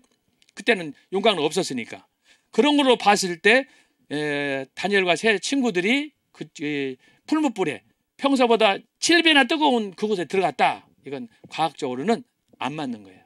그런데 이것을 이제 어떻게 해석하느냐, 그런 해석의 방법론 중에 하나로 그때 당시 할 수 있는 모든 그 기술로 최고의 상태, 완전한 상태, 그것이 7배가 아니냐, 저는 그렇게 해석하는 거예요. 그래서 로마 황제의 숭배를 거부함으로 인해서 다니엘의 세 친구들이 풀무불 속에 들어갔는데 로마 시대에 황제 숭배를 거절해가지고 수많은 사람들이 죽었어요. 제가 지난 시간에 여러 번 강조했듯이 바로 카타콤에 그들이 그 도피해서 들어가기도 하고 또 많은 사람들이 순교하기도 하고, 그래서 제가 순교에 관해서 설명할 때 여러분에게 말씀 많이 드렸지 않습니까? 바로 가장 중요한 게 두 번째, 로마 황제 숭배 거부예요. 우리나라 같은 경우는 일제 때 신사참배가 바로 그거예요. 신사참배. 세 번째는 기독교를 왜 박해했느냐? 불법적이며 부도덕한 종교다. 불법적이며 부도덕한 종교. 왜냐하면은 황제 숭배를 하라고 했는데 그건 안 하고 자기들끼리 따로 모이는 거예요. 예를 들면 지하에 모인다, 주일날 모인다, 자기들끼리 끼리끼리 비밀리에 기도 모임을 한다, 이런 거예요. 이것이 바로 불법적이고 부도덕한 종교란 뭐냐? 이 사람들이 지하에 모여가지고 단순히 예배하고 찬양만 하는 게 아니라 성찬식을 하는데, 이때 있었던 오해예요. 인육을 먹으면서 성찬식을 한다. 어린 아이들을 잡아서 그 잡은 피와 고기를 가지고 성찬식을 한다. 이런 부도덕한 종교가 없다. 이걸 없어져야 된다. 그래서 기독교를 박해한 거예요. 그래서 불법적이며 부도덕한 종교다라고 하는 거예요. 네 번째는 제국의 안전에 위험하다고 판단했어요. 여러분, 당시에 로마 황제들은 아까 말한 대로 언제 어떤 일을 당할지 모르는 위험 속에 살았어요. 그런데 제국의 안전에 기독교가 도움이 돼야 되는데 이 사람들은 세금도 안 내. 모이지 말라고 해도 모여. 그러니까 로마 황제로 봤을 때는 굉장히 불쾌하죠. 이 일에는 유대교도 동참했어요. 유대교도 이 로마 제국의 이 그 정책에 협조하고 거기에 맞서지 않고 그랬는데, 유독 기독교만 이제 유대교와 달리, 그래서 여기서 나눠지는 게 유대교하고 기독교가 여기서 갈라지는 거예요. 그래서 초대교회의 기독교는 로마 제국 황제에게 봤을 때 굉장히 위험한 집단이다. 이 사람들은 말해도 듣지를 않는 거예요. 유대인들은 설득하니까 돌아왔다고 그러잖아요. 근데 기독교인들은 죽으면 죽으리라야. 순교로 나가는 거야. 그래서 기독교인들이 많이 죽음을 당했다. 다섯 번째는 오해와 미신적 사상에 기초했다. 여러분, 사람이 성경 말씀, 우리 기독교, 하나님의 특별한 은혜로 이걸 모르게 되면 저와 여러분도 마찬가지예요. 온갖 오해와 또 이런저런 이유를 대서 그 근거를 댈 텐데, 로마 제국에서는 기독교에 대해서 전혀 황제들이 모르니까, 자기가 스스로 신이라고 아는 사람이 기독교에 대해서 뭘 알겠어요? 그때 뭐 성경이 있습니까? 누가 가르쳐주는 사람이 있습니까? 다 지금 주변에 경계 대상인 원수들밖에 없는데, 그럴 때 황제와 로마 당국자들은 오해와 미신적 사상에 기초해가지고 기독교를 박했어요.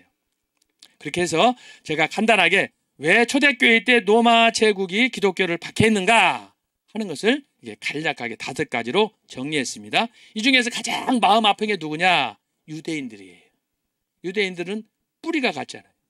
그런데 이 유대인들이 이제 기독교하고 등을 돌리면서 원수로 라이벌로 생각하는 거예요. 그런데 한 하나님을 믿는 거예요. 나중에 다음 주에 제가 이런 로마 제국의 박해와 관련해 가지고 제가 설명을 또 드리겠지만은 어쨌든 우리가 신앙생활 하다가 이런저런 어려움을 많이 당할 수 있어요. 그런데 하나님을 알지 못하는 정부라든지 알지 못하는 사람이 나를 박해하는 거다고, 나랑 함께 신앙생활 하면서 교회에서 같이 봉사하면서 친했던 친구인데 그 친구가 나를 유해하고 나를 모략하고 나를 넘어뜨리게 한다면은 뭐가 더 기분 나빠요? 그렇습니다. 벌써 이걸 2000년 전에 초대교회에서 이것을 보여주는 거예요. 유대인들은 타협을 하지 않는 거예요. 잘못된 그릇된 편견 때문에 기독교를 계속해서 박해하고, 사도 바울이 그렇게 해서 살인자가 되는 거 아닙니까? 그런데 나중에 담에서 도상에서 예수님을 만난 다음에 당신은 누굽니까? 나는 내가 핍박하는 예수다. 여러분, 예수를 한 번도 사도 바울은 만난 적이 없어요. 그런데 예수님이 갑자기 나타나서 나는 네가 핍박하는 박해하는 예수다. 그러니까 사울이 정신이 번쩍 나가지고 꼬꾸라지는 것 아닙니까? 그렇게 해서 그 예수님의 하늘로부터 임했던 말씀을 듣고 이제부터는 네가 이방인을 위해서 복음을 전하는 하나님의 사람이 되어라. 13번째 사도로 하나님께서, 주님께서 세우시는 거 아니겠어요? 그래서 그때부터 사도 바울이 어떻게 해요? 마음에 큰 짐을 느끼고 큰 책임감을 가지고 순교의 그날까지 오직 앞만 보고 달려가는 거예요. 그러면서 그가 늘 고백한 얘기로 나는 날마다 죽는다. 나는 날마다 죽는다. 이것이 사도 바울의 신앙 고백이었어요. 여러분, 고백 중에 고백이 뭐예요? 주님 앞에서, 십자가 앞에서 죽는 거예요. 저와 여러분 죽었습니까? 얼마나 죽었습니까? 어느 정도 죽었습니까? 사도 바울은 진짜 순교로 죽었어요. 바쳤어요.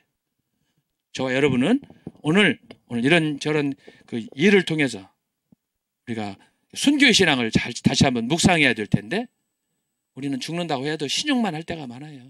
쇼를 할 때가 많아요.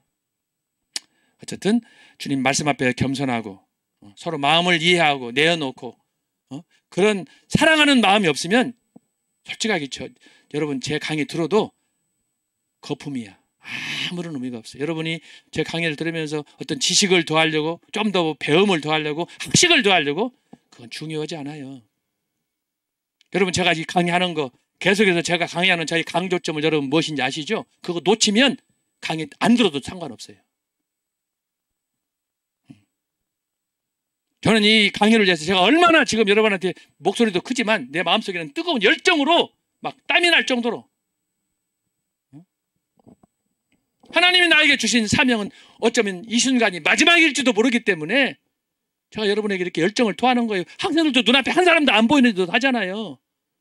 제가 총신대 신대원에서 강당에서 교실에서 하면 몇백 명씩, 1000명씩 모이는데 학생들이 막 뒤집어지는데 여러분들 얼굴도 못 보네. 뒤집어지는 사람 한 사람도 볼 수가 없어. 여러분들은 진짜 태평으로 공부하고 있는데, 그래서 이걸 통해 가지고 노마 시대 어떻더라, 역사가 어떻게 됐더라, 지식으로 할 것 같으면은 여러분 제 강의 안 들어도 돼요. 도서관에 가서, 책방에 가서 책 하나 사놓고 보면은 책 더 좋은 것 많아요. 그러나 왜 여러분이 제 강의를 듣습니까? 제가 왜 여러분 앞에서 강의합니까? 강의는 하트 투 하트야. 마음과 마음에서 인격과 인격으로 통하는 거예요. 그래서 여러분이 제 강의를 듣고 어디 갔을 때 서혜환 교수님의 강의를 들었는데 나는 서 교수님의 제자다. 그때 하는 거예요. 근데 강의 듣고 나서 가가지고 개차반처럼 쓸데없는 소리 나고 욕이 나고 비판이 나고 그런 짓 하는 사람은 내 강의 안 들어도 돼요. 지금 우리가 로마 시대의 기독교의 생사칸에 있었던 이런 문제를 지금 강의 듣고 있잖아요.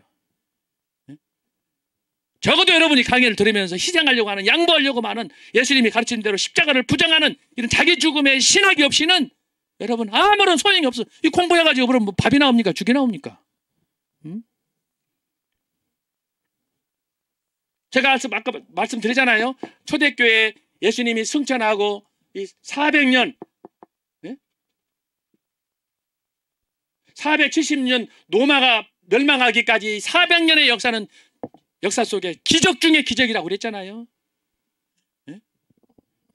수많은 사람들, 예수님의 제자 중에 11사람이 다 순교당하고 그 제자들이 죽어나가고 박해받고 끌려가고 목절림을 당하고. 그래서 제가 히브리서 지난 시간에 보여드렸잖아요. 히브리서 11장 36절 38절 이 사람들은 세상에 감당치 못했다고 하잖아요. 그런데도 그 사람들이 가는 거예요. 믿음의 길을 가는 거예요. 이런 신앙을 여러분들이 본받아야지.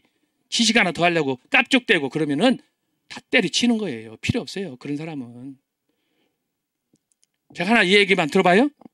제가요 옛날에 총신대 신학교 가기 전에는 서당방에서 3년 동안 한문 공부한 사람이에요.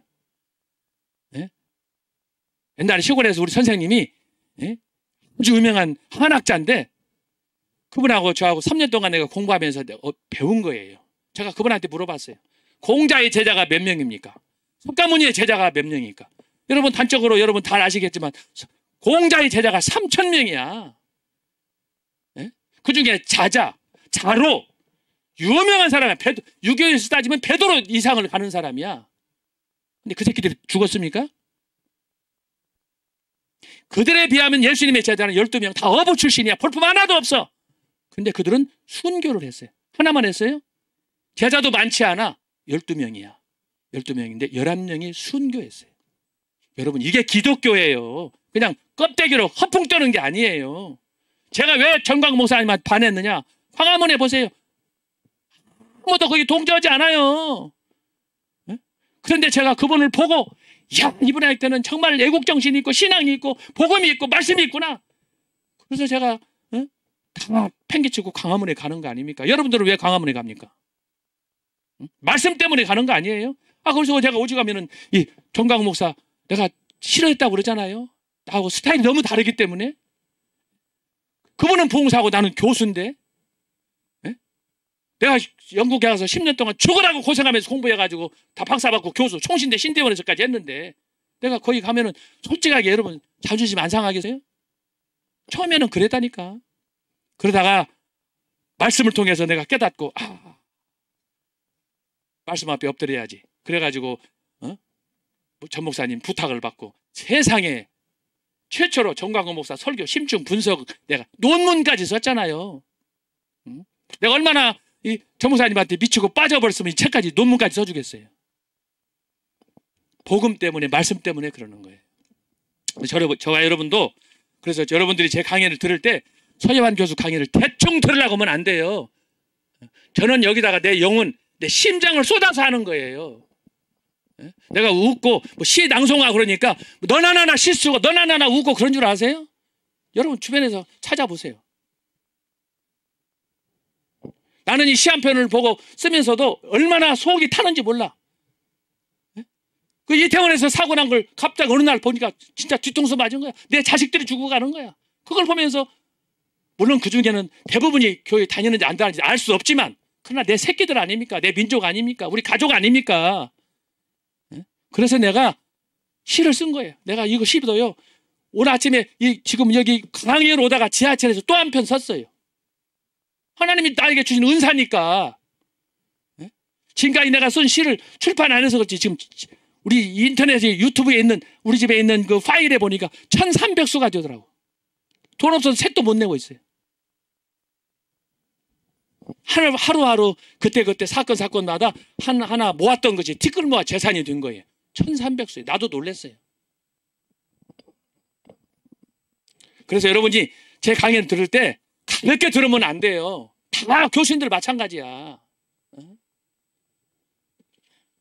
괜히 이 시간에 농담으로 생각하고 여러분 이거 엄청나게 바쁜 시간 내서 이거 강의 준비하고 다 하는 거예요. 그래서 오늘 여러분들이 이 노마의 박해 원인을 보면서 왜 내가 어려움을 당하는가 반대로 반면교사 하는 거예요.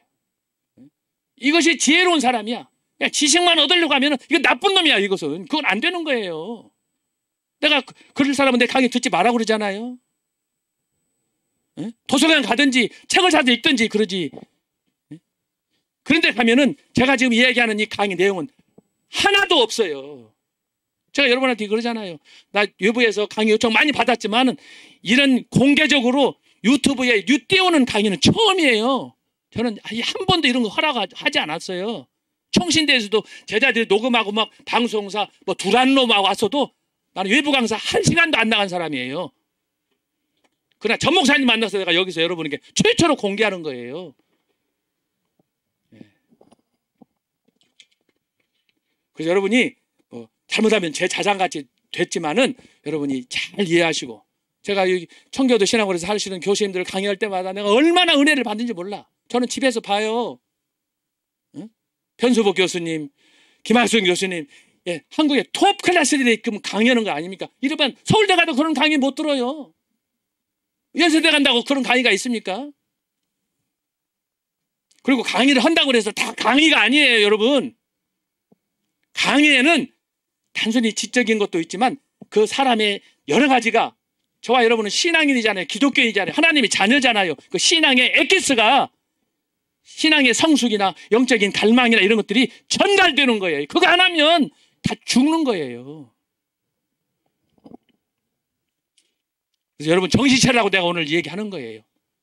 단순히 지식을 더하려고 하려면 제 강의 안 들어도 상관없어요. 그래서 여러분이 잘 깨닫고 기도하는 마음으로, 제가 여기에서 집에 가면 이거 요약하는 거예요. 밤새면서 요약하는 거예요. 어떻게든 여러분한테 하나라도 전달 잘하고 깨우치고 서로 은혜 받으려고 그러지. 제가 이거 가지고 제 지식 자랑하는 겁니까? 나는 여러분한테 지식 자랑 안 해도 돼요. 나는 책 쓸 만큼 썼고 나 엄청나게 일 많이 한 사람이에요. 어쨌든 여기 이제 시간이 얼마 남지 않았는데 5번으로 가겠습니다. 5번으로 가면 여기에 박해 정도와 발전 그랬어요. 아까 있죠. 왜 기독교가 박해를 받았느냐 5가지 이유를 썼는데, 박해가 어떻게 진행이 됐느냐 3가지 단계로 됐어요. 첫 번째가 뭐냐, 64년에 네로 황제의 박해예요. 이건 특정 지역을 딱 지목한 거야. 로마의 네로 황제가 원래는 어렸을 때는 천재 중에 천재예요. 우리나라로 말하면은 연산군하고 똑같은 사람이에요. 여러분 우리나라 역사에서 연산군은 강등돼가지고 처참하게 사람들이 아주 싫어하잖아요. 근데 연산군이 어렸을 때 그 지식이나 시 쓰는 거라든가 이 문학적인 기질이라는 것은 천재였어요. 근데 결국은 이 천재였던 연산군이 막판에는 다른 문제로 인해서 결국은 인생을 폐가하잖아요. 그런데 네로 황제도 마찬가지야. 출신은 아주 복잡했지만 이 사람이 타고난 은사는 아주 천재적인 그런 거예요. 시도 잘하고 아주 풍류도 잘하고 대단한 사람이에요. 그런데 이 사람에게 질투심이 있고 영웅심이 있고 하다 보니까 나중에는 반 미쳐가지고 자기 어머니도 죽이고 자기 동생도 죽이고 와이프도 죽이고 다 죽이는 거야. 그 마지막에는 노마 시내에다가 불을 질러가지고, 여러분 2000년 전에 노마 시, 지금 이탈리아에 3분의 1이 화재로 탔다고 그러면 어마어마한 거예요. 그걸 불질러서 다 태워놓고는 기독교인들한테 뒤집어 씌웠어요. 그래서 기독교인들을 박해하고 기독교인들을 많이 죽이는데, 이때 베드로하고 사도 바울이 죽는 거예요. 두 번째로는 64년부터 250년까지, 이때는 뭐냐, 자 네로 때는 특정 지역이었는데 그 다음 두 번째 따는 거로는 이제 여러 지역으로 이게 확산이 되기 시작하는 거예요. 옛날 우리나라도 이제 12.6 사태 이후에 부마 사건이 있었고 광주 사태 있었고 그러잖아요. 그런 것처럼 특정 지역에서 밀란이 일어나고 소위 이렇게 반정부적인 행동이 보인다는 얘기예요. 그러다가 마지막 3번 250년부터 305년까지는 뭐냐 그러면 이 그 노마 제국 안에서 일어난 그 저희 소요 사태가 전국적으로 일어나는 거예요. 그것도 조직적으로 일어나는 거예요. 그 마지막 그 황제가 바로 이 디오클레티아누스 치하예요. 이때 아주 노마는 어려웠어요. 그래서 기독교인들이 교회만 나갔다 오고 무슨 노트만 있고 뭔가 흔적만 있으면 다 잡아 죽이고 다 감옥에 보내는 거예요. 디오클레티아누스. 이 사람이 죽고 났을 때 아까 말한 콘스탄티누스 황제와 더불어서 권력 투쟁이 일어나면서 이때 디오클레티아누스 황제의 죽음과 더불어 정권이 바뀌고, 그래서 이제 소위 콘스탄티누스 황제가 등극하면서 313년에 기독교가 공인이 되는 거예요. 이게 놀라운 기적이에요. 그래서 여러분이 참고하시고, 자 그 다음에 5번에 2번에 보면 발전 그랬습니다. 발전. 어떻게 로마 제국의 그 황제들이 기독교를 박해했는가? 제가 아까 10사람을 얘기했어요. 10사람. 이것을 10대 박해라고 한다 그랬어요. 첫 번째로는 네로 황제. 저희 공식적인 최초의 과격한 그런 그 박해가 네로 황제다. 네로 황제가 아까 말씀한 것처럼 로마시에다가 불을 질러놓고 3분의 1이 탔는데 다 기독교인들에게 뒤집어 씌웠다. 그때 영화가 아까 말한 벤허, 주여 어디로 가시나이까 라고 했던 그 영화, 그 다음에 이런 클레오파트라 이런 영화들이 그때 배경이고, 아까 말한 여기 로마 제국의 패망이나 글래디에이터는 180년 이제 로마가 어떻게 망해가느냐 하는 역사적 배경을 서술했다라고 하는 거예요. 참고로 그 다음에 세 번째로는 트라이아누스, 네 번째로 하드리아누스, 5번 마르코스 아우렐리우스 황제. 여기 180년이라고 그랬죠. 이때부터 이 황제가 죽으면서부터 로마는 기울기 시작하는 거예요. 180년 이때부터 기울어 가지고 476년에 망했어요. 476년에. 그러니까 약 한 300년이 흘렀다고 보면 되겠습니다. 그 다음에 6번 셉티미우스 세베루스, 그 다음에 7번 막시미누스, 8번 데키우스, 9번 발레리아누스, 10번 디오클레티아누스. 이렇게 해서 10대의 박해인데 이 중에 가장 치열했던 박해는 마지막 10번째 디오클레티아누스 황제의 무자비한 박해다라고 하는 것입니다. 자, 6번 이런 박해에 있어서 로마의 박해와 기독교의 대응, 기독교인들이 어떻게 이 박해를 받을 때 행동했는가 제목만 보겠습니다. 제목만. 첫째로 상호 긴밀히 협력하고 결속했습니다. 이때는 교회를 세울 수도 없고 성경도 없고 아무것도 없어요. 어떻게 했느냐? 서로 성도 간에 교제를 했느냐? 암호로 했어요. 암호. 제가 여기다 몇 개 소개를 했습니다. 자, 비둘기. 요즘 이 비둘기는 차 뒤에다가 많이 붙이고 다녀요. 배, 닷, 종려나무, 어린 양, 포도, 물고기 등등. 그중에 익투스. 그래서 물고기로 해서 차 자가용에다 많이 붙이고 다니죠. 물고기 표시에다가 안에다가 이 익투스 글씨 새겨가지고 이것은 헬라어의 약자예요. 예수스, 크리스토스, 그 다음에 세우, 그 다음에 휴오스, 소테르 이렇게 해서 이것을 약자로 따가지고 이크투스라고 그러는데 이건 초대교회 로마 시대의 로마 형제의 박해 아래서 상징화한 문자로 혹은 그림으로 이렇게 해서 크리스찬끼리 결속했다라고 하는 것입니다. 자, 이것은 상징이라고 했다면 상징이 아닌 언어로 했던 것은 뭐라고 그랬어요? 제가 지난번에 이미 설명했어요. 로마 초대교회 4가지 기둥을 얘기할 때 내가 얘기했어요. 초대교회 4 기둥. 특별히 거기에 두 번째가 뭐였어요? 두 번째가 정통 신학. 신학의 확립이라고 그랬잖아요. 그 신학을 확립할 때 초대교회에서 활용했던 것이 뭐냐? 자, 구약의 유태인들이 했던 10계명을 확인했어요. 그 다음에 예수님이 가르쳐 주셨던 산상수훈, 주기도문을 외우느냐라고 했다고 그랬잖아요. 마지막 4번째가 사도신경이에요. 초대교회의 신앙을 확인할 수 있는 실제적인 고백의 방법이야. 여기 있는 그림들은 다 상징화된 눈으로 육안으로 볼 수 있는 것들이고 지금 말씀드린 4가지들은 입으로 고백해야 되는 것들이에요. 2가지가 있는 거예요. 그 다음에 두 번째로는 박해로 인해서 신앙의 순수성이 보존됐어요. 여러분, 어려움과 고난과 시련과 환난이 꼭 나쁜 것이 아니에요. 그런데 어쨌든 초대교회는 원치 않지만 수많은 박해가 이유 없이 왔어요. 그런데 결과적으로는 어떻게 되느냐? 박해로 신앙의 순수성이 보존됐어요. 그 박해의 끝은 뭐라고 그랬어요? 순교신앙이다.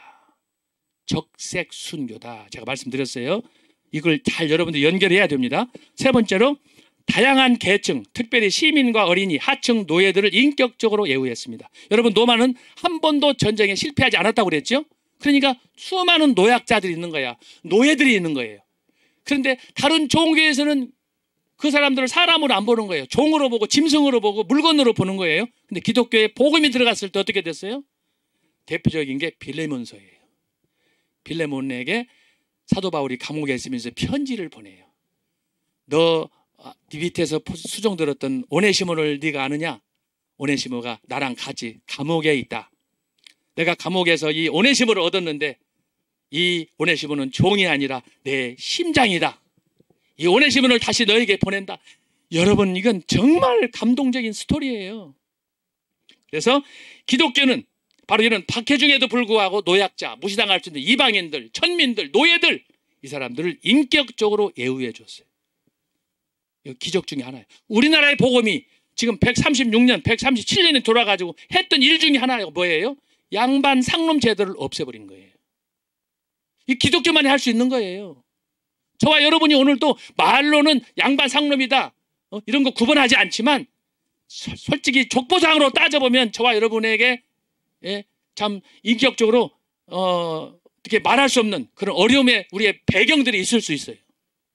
근데 복음이 들어와서 주님을 영접하고 그리스도 안에서 신앙생활을 하다 보니까 어떻게 돼요? 장로가 되고 집사가 되고 권사가 되고 목사가 되면 다 신분 세탁이 되는 거예요.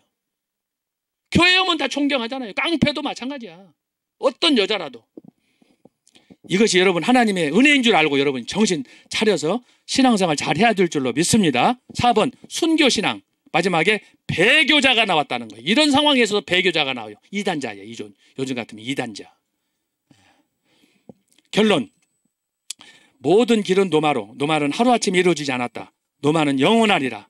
하지만 노마는 역사 속에서 사라졌습니다. 자, 그래서 아까 제가 설명했어요. 이 땅에는 두 나라밖에 없어요. 하나님의 나라, 사탄의 나라. 아벨의 나라, 가인의 나라. 여러분, 이 두 나라 중에 우리는 값없이 하나님께서 저와 여러분을 선택해서 하나님의 자녀를 삼아 주셨습니다. 감사해야 돼요. 하나님의 선택. 그래서 역사 속의 모든 제국 노마는 사라졌지만 하나님의 나라는 영원히 있을 거예요. 자, 그래서 1번. 이 세상에 영원한 나라는 존재할 수 있는가? 과거 이집트, 바벨론, 페르시아, 헬라가 보여주듯이 이 세상에 영원한 제국은 없다. 심지어 노마도 없어졌다. 두 번째로 인간의 역사는 전쟁사라고 하는 것입니다. 여러분, 인간의 역사는 전쟁사예요. 여러분, 교회 안에서도 왼수들이 많을 수 있어요. 여러분이 깨어있지 않으면, 정신적으로 여러분 영적으로 성숙하지 않으면 아무것도 할 수 없어요. 다 사람 믿지 마세요. 세 번째로 절대 권력은 절대 부패한다. 4번 오직 하나님의 나라는 영원하다. 하나님 나라만 영원해. 이것이 로마 제국과 기독교를 통해서 제가 여러분에게 드리는 마지막 메시지예요. 오직 하나님의 나라만 영원하다. 하나님만 영원하다. 이 세상의 모든 제국은 다 망한다. 바벨론이다. 요한계시록 20장. 여러분이 잘 명심하고 저와 여러분이 이 땅에 여러분의 왕국을 세우려고도 하지 마시고 오직 주님만 바라보면서, 그래서 우리가 하나님께 영광을 돌리는 우리의 삶이 되어야 될 줄로 믿습니다. 기도하겠습니다. 하나님 아버지 감사합니다. 슬픔을 당한 이런 때 하나님 말씀을 통해서 은혜를 나눴습니다. 자비하신 아버지, 슬퍼하는 자들로 슬퍼하게 하시고 저희들은 또 감사할 것으로, 기뻐할 것으로 하나님 앞에 더 감사하는 저희들 되도록 인도하여 주옵소서. 주님께서도 말씀하셨습니다. 장사하는 사람은 장사한 대로 내버려 두어라. 주여, 저희들에게도 더욱더 믿음으로 정진하여 하나님 나라를 소망하며 정말 타협하지 않고 주님이 원하시는 소명은 이룰 수 있도록, 직분이 무엇이든 내가 어디서 무엇을 하든 상관없이 오직 하나님만 내 마음에 모시는 우리의 신앙인들이 될 수 있도록 역사하여 주시옵소서. 하오나 주여, 슬픔을 당한 우리 가족들, 유가족들 위로하여 주시고 그들에게도 새로운 신앙으로 거듭날 수 있는 은혜도 더불어 허락하여 주옵시고 이 나라와 이 정부가 어려움당하지 않도록 주께서 지켜 주시옵소서. 또 다음 주에 있을 행사 앞으로 계속 기억하시고 주여, 강화문 집회를 통해서 이 나라가 앞으로 100년 되게 하고 역사의 길이 남는 중흥기를 이룰 수 있도록 하여 주시옵소서. 감사하고 기도하옵나이다. 아멘.